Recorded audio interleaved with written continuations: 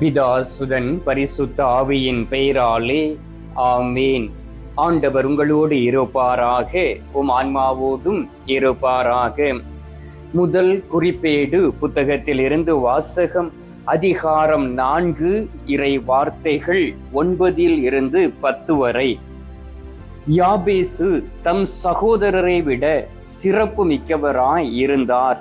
அவர் தம் தாய், நான் வேதனையுற்று அவனை பெற்றெடுத்தேன் என்று சொல்லி அவருக்கு யாபேசு என்று பெயரிட்டார். யாபேசு இஸ்ரவேலின் கடவுளை நோக்கி, கடவுளே, மெய்யாகவே நீர் எனக்கு ஆசி வழங்கி என் எல்லையை பெரிதாக்குவீராக. உம் கை என்னோடு இருப்பதாக. தீங்கு என்னை துன்புறுத்தாதவாறு நீர் பாதுகாத்தருள்வீராக என்று மன்றாடினார். கடவுளும் அவர் வேண்டியதை அருளினார். ஆண்டவரின் அருள்வாக்கு. இறைவா, உமக்கு நன்றி. கிறிஸ்துவுக்குள் பிரியமான என் அன்பு சகோதர சகோதரிகளே, இன்று அதிகாலையிலே நற்கருணை நாதரை தேடி வந்திருக்கிறீர்கள். நற்கருணை நாதரை பார்ப்பதற்காக உங்களுடைய உள்ளத்தின் ஆழத்தில் இருந்து விசுவாசத்தோடும் நம்பிக்கையோடும் அவரை நோக்கி பார்த்து கொண்டு இருக்கக்கூடிய உங்களை அவர் நிறைவாக ஆசீர்வதிப்பாராக. அன்பார்ந்தவர்களே, இந்த நாட்களிலே அநேக பேர் கேட்கக்கூடிய ஒரு கேள்வி, எதற்காக என்னுடைய ஜெபத்திற்கு பதில் கிடைப்பது இல்லை? நான் ஆண்டவரை நோக்கி நான் மன்றாடி கொண்டு இருக்கின்றேன். நான் இந்த உலகத்தில் பிறந்ததிலிருந்தே ஒரு கிறிஸ்தவளாக இருக்கின்றேன். நான் பரம்பரை கத்தோலிக்க திருச்சபையிலே நிலைத்து இருக்கின்றேன். நான் புற தெய்வங்களை வணங்கி கொண்டு இருந்த நான் இப்பொழுது உண்மையான கடவுளை தேடி வந்து அவரிடம் ஜெபித்து கொண்டு இருக்கின்றேன். ஆனாலும் என்னுடைய வாழ்க்கையிலே ஒரு அற்புதம் நடப்பது இல்லை. எதற்காக ஆண்டவர் பாரா முகத்தோடு இருக்கின்றார்? எதற்காக ஆண்டவர் என்னுடைய குரலை கேட்பது இல்லை? எதற்காக ஆண்டவர் என்னோடு தங்கி என்னை ஆசீர்வதிப்பது இல்லை என்று பல வகையான கேள்விகளை ஒவ்வொருவரும் எழுப்பிக் கொண்டு இருப்பதை பார்க்க முடிகின்றது.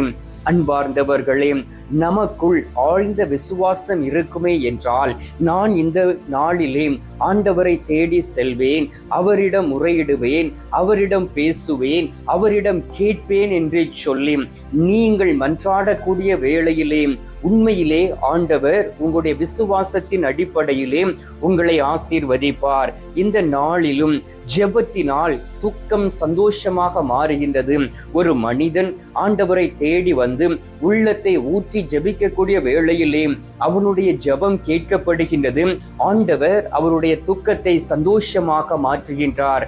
அன்பார்ந்தவர்களே, இந்த நாளிலே நாம் ஜெபிக்க கடமைப்பட்டு இருக்கின்றோம். ஆண்டவரை நோக்கி மன்றாட நாம் இந்த நேரத்திலே வந்திருக்கின்றோம். பாருங்கள், இந்த நாளில் வாசிக்க கேட்டோம், யாபேசு என்று சொல்லக்கூடிய ஒரு சகோதரர் சிறப்பு மிக்கவராய் இருந்தார். அவர் தன் தாய் வேதனையுற்றபடியினால் நான் வேதனையுற்று அவனை பெற்றெடுத்தேன் என்று சொல்லி அவருக்கு யாபேசு என்று பெயரிட்டார். அன்பார்ந்தவர்களே, அந்த பெயருக்கு அர்த்தம் நான் வேதனையுற்று அவனை பெற்றெடுத்தேன். இந்த உலகத்திலே எந்த ஒரு தாயும் வேதனை இல்லாமல் தன்னுடைய பிள்ளைகளை பெற்றெடுப்பது இல்லை. இந்த அறிவியல் முன்னேறிய உலகத்திலே இப்பொழுது யாருமே பொறுமையாக இருப்பது இல்லை. கற்பம் தரித்தவர்களும் பொறுமையாக இருப்பது இல்லை. மருத்துவர்களும் பொறுமையாக இருந்து சுக பிரசவம் நடப்பது மிகவும் கடினமாக இருக்கின்றது. எல்லோருமே சிசேரியன் என்று சொல்லக்கூடிய அந்த ஆபரேஷன் வழியாக குழந்தையை பெற்றுக்கொள்கிறார்கள். ஆனால் இன்னும் நான் இருக்கக்கூடிய இடத்தில், பணி செய்து கொண்டு இருக்கக்கூடிய இடத்திலே நான் எந்த ஒரு சிசேரியன் வழியாக குழந்தை பிறக்கிறது என்று காட்டுக்குள் இருக்கக்கூடிய மக்கள் சொல்ல நான் கேள்விப்பட்டது இல்லை. இந்த சகோதரி வேதனையோடு அவரை பெற்றெடுத்திருக்கின்றார். எனவே அந்த வேதனையை அறிந்த அந்த யாபேசு என்று சொல்லக்கூடியவர் ஆண்டவரை நோக்கி ஜெபிக்கின்றார். ஒரு அருமையான ஜெபம்.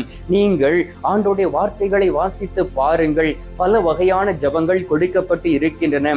பெரிய ஜெபம், சிறிய ஜெபங்கள் என்று கொடுக்கப்பட்டு இருக்கின்றன.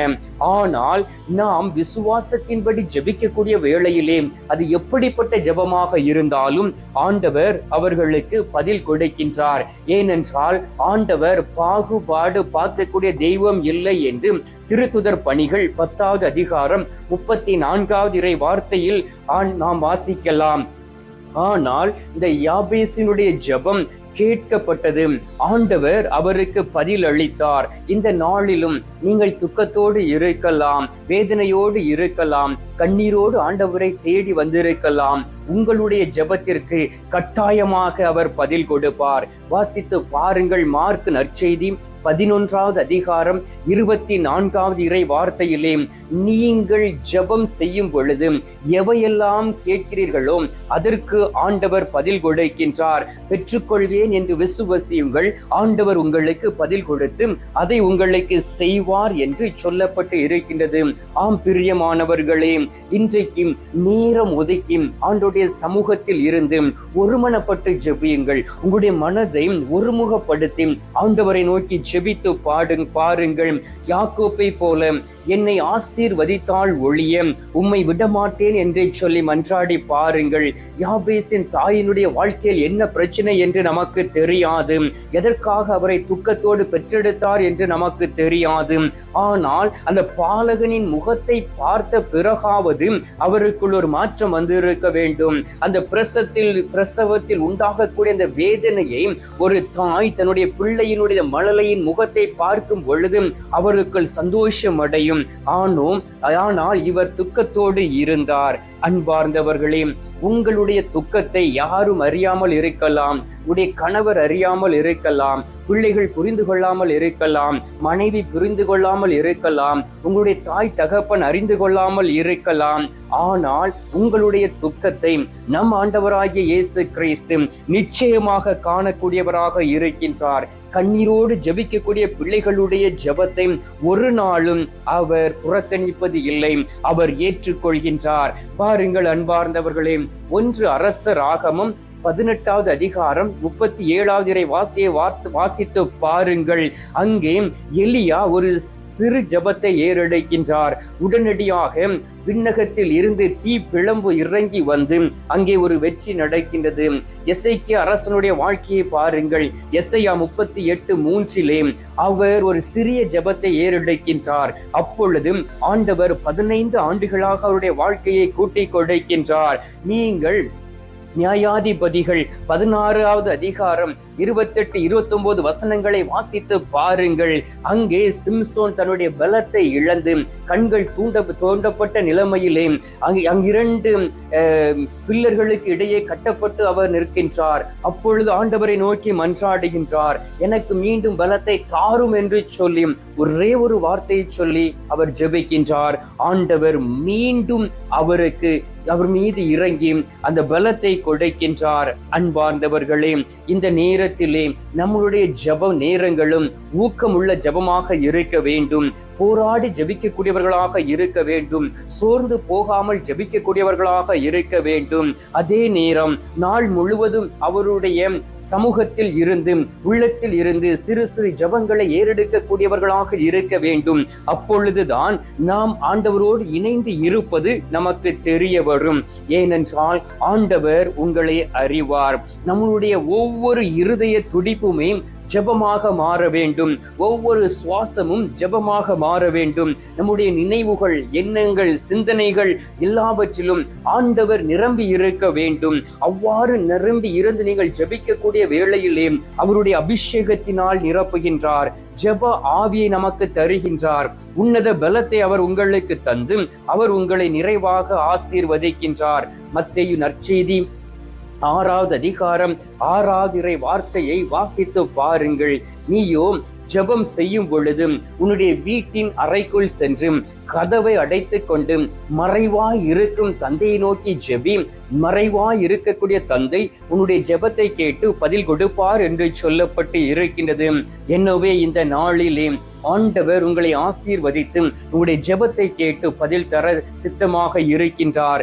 யாபேசுனுடைய ஜெபத்தை கேட்ட கடவுள் இந்த நாளிலே உங்களுடைய ஜெபத்தையும் கேட்பார், உங்களை ஆசீர்வதிப்பார், உங்களை உயர்த்துவார், உங்களை பலப்படுத்துவார், உங்களுடைய பலவீனங்களை எடுத்து மாற்றுவார், உற்சாகத்தின் ஆவியை தரப்போகின்றார், உங்களை அபிஷேகத்தினால் நிரப்ப போகின்றார், கண்ணீரை துடைக்க நமது நடுவில் உயிருள்ள தெய்வமாக இருக்கின்றார். எனவே கண்களை மூடி சில மணி துளிகள் நமது நடுவில் இருக்கக்கூடிய நற்கருணை நாதரிடம் நாம் இப்பொழுது மன்றாடி ஜெபிப்போம். எங்கள் பரலோக தந்தையே, இயேசு கிறிஸ்துவே, தூயனல் ஆவியே, தகப்பனே, இந்த அருமையான காலை பொழுதிற்காக உமக்கு நன்றி சொல்லி உம்மை துதிக்கிறோம் அப்பா. இந்த காலை பொழுதிலே ஆண்டவரே, யாபேசனுடைய ஜெபத்தை எங்களுக்கு கற்றுக் கொடுத்து அவர் எப்படி ஜெபித்தார் என்று சொல்லி கொடுத்து நாங்களும் அதன்படி ஜெபிக்க வேண்டும் என்றும் எங்களோடு கூட இருந்து எங்களுக்கு அறிவு புகட்டியவரே, உம்மை ஆராதிக்கிறோம் சுவாமி.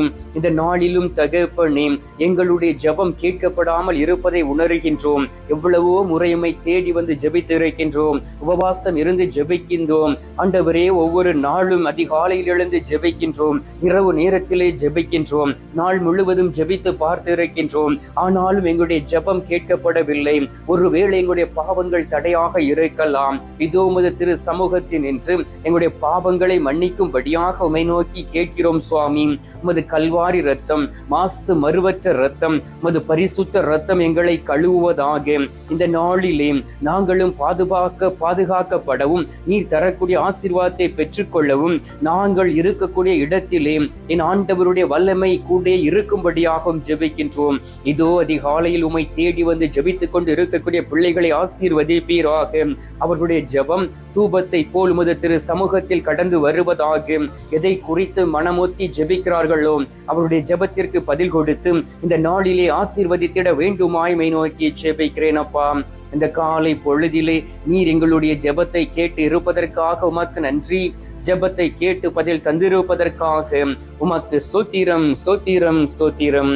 மீட்பெரும் இரட்சகருமான இயேசுவின் திருக்கரத்தில் ஒப்பு கொடுத்து எங்கள் பாதுகாவலராம் புனித சூசையப்பர் வழியாக ஜெபிக்கின்றோம். அன்பு தந்தையே, ஆமீன்.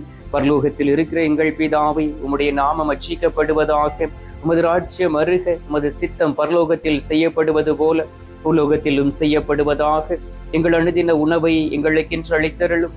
எங்களுக்கு தீமை செய்கிறவர்களை நாங்கள் பொறுப்பது போல எங்கள் பாவங்களை பொறுத்தருளும். எங்களை சோதனை விளைவிடாதையும் தீமையில் இருந்து எங்களை ரட்சித்தருளும். ஆமீன். அருள் நிறைந்த மரியே, வாழ்க, கர்த்தர் உடனே பெண்களுக்குள் ஆசீர்வதிக்கப்பட்டவள் நீரே.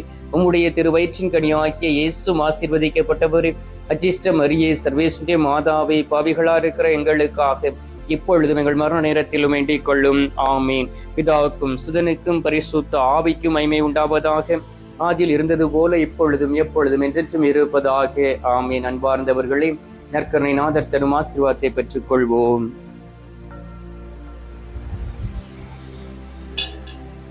எல்லாம் அல்ல இறைவன், பிதா, சுதன், பரிசுத்த ஆவி உங்களை ஆசீர்வதிப்பாராக.